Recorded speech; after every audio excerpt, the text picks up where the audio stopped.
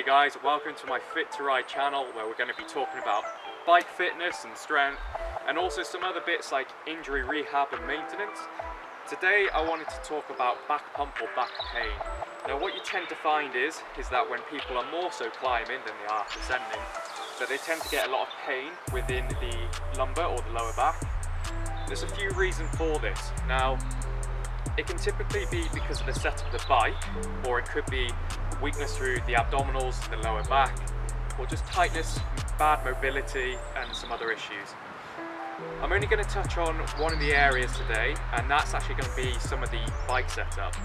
Now what you tend to find with the saddle is that with some people they have the saddle angled up. Now what that does is it causes flexion or bending of the lower back, which puts the lower back muscles such as the QL or the quadratus lumborum and the psoas under a lot of pressure. They tend to tighten up. Now ideally what we need is the seat angle slightly down, and that causes a little bit more of an anterior tilt, which is butt back, to give us a little bit more of a neutral spine.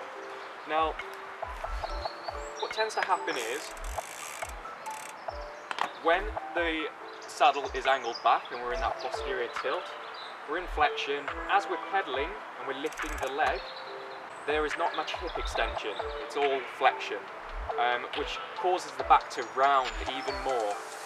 When the saddle is angled down, that pelvis is rolled back, we have a little bit more extension in the hip, and also our back is more neutral, so there's less compression on the lower back. There are a few other things that you can do, such as a stretch when you're out.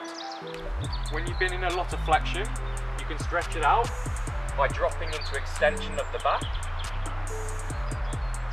You just do a few reps of that, lowering the chest down towards the floor, sticking the arse back, try not to round the pelvis forwards, try and pull it away.